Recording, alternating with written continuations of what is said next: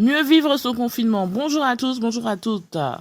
2 Corinthiens 5, 17 nous dit, si quelqu'un est en Christ, il est une nouvelle créature. Les choses anciennes sont passées, voici toutes choses sont devenues nouvelles. Alors, qu'est-ce que la résurrection pour toi, pour moi, pour vous? La plupart des gens pensent au passé, à une pierre roulée, à un tombeau vide ou au Seigneur qui est revenu à la vie.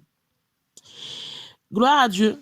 Il faut savoir que Jésus est vivant. Jésus est vivant. Jésus est vivant. Il a été ressuscité. Certes. Et nous allons bientôt célébrer cette commémoration dans quelques jours. Mais il nous faut comprendre un secret. Nous sommes ressuscités spirituellement le jour où nous avons fait de Jésus-Christ le Seigneur de nos vies, en fait. Et réalise qu'à cet instant précis, tu es passé de la mort à la vie.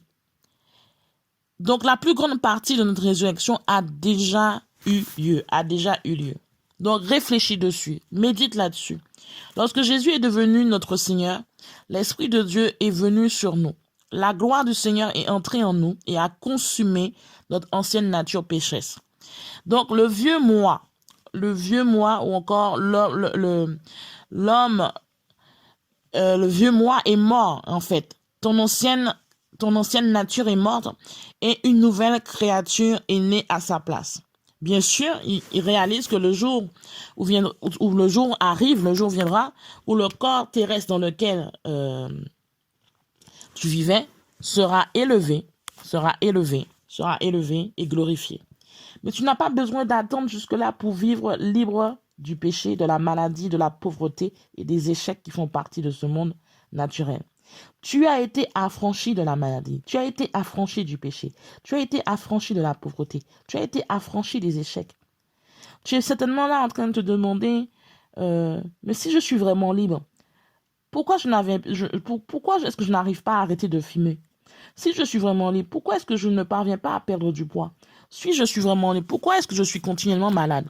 Certainement, tu te poses cette question. Pourquoi, si réellement libre, il y a encore des choses dans ta vie qui sont là?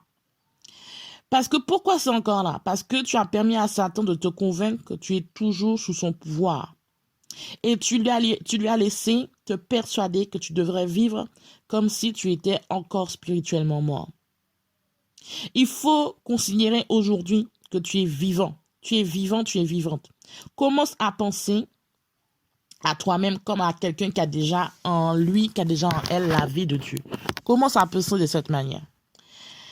Et au lieu de te voir comme un être terrestre qui attend la résurrection, regarde-toi comme mort au péché et conscient de la puissance de Jésus.